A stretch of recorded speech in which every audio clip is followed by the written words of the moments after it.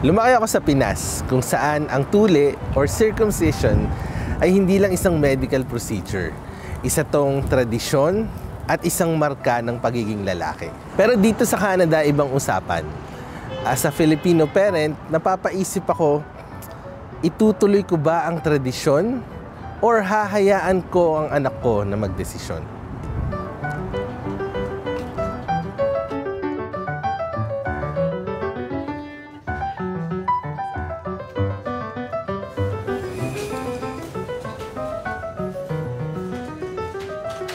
Sa atin, parang automatic na.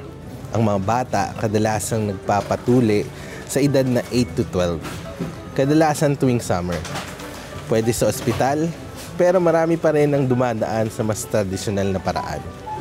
Noong unang panahon, kutsilyo lang. Kahoy at dahon ng bayabas ang gamit. Walang anesthesia, pero ganyan talaga. Kailangan pagdaanan. Sa Pilipinas, pag hindi ka tuli, asaan mo na ang pang-asar.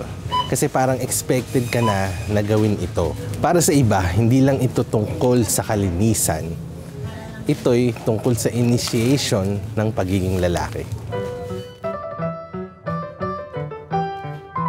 Dito sa Canada, hindi required ang circumcision. Optional siya. Depende sa desisyon ng parents.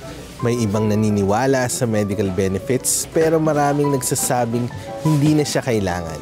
Para sa iba, mas mahalaga ang body autonomy. Ibig sabihin, ang bata mismo ang dapat magdesisyon kapag siya'y matanda na.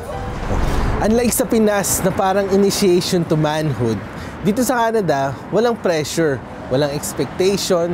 Pag di ka tuli, hindi ka aasarin.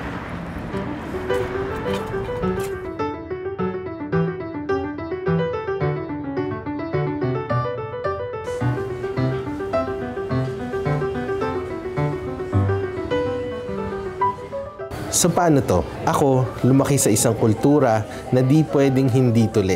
Pero ngayon, nandito ako sa isang bansa kung saan parang wala lang siya. Ano nga bang dapat gawin?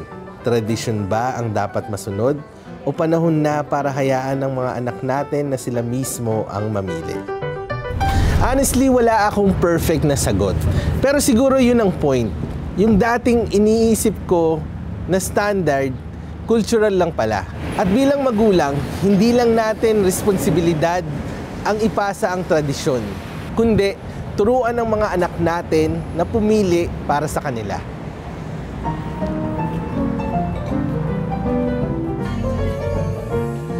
Ang iba sasabihin na wala namang masama sa pagsunod sa nakasanayan na. Para sa kanila, ang tuli ay bahagi ng kultura, tradisyon at simbolo ng paglaki.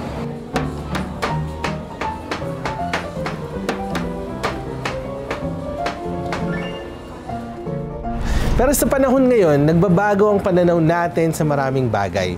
Kasama na to. Sa huli, ang desisyon ay nasa magulang at mga anak. Walang tama o maling sagot. Ang mahalaga, naiintindihan natin kung bakit natin ginagawa ang isang bagay.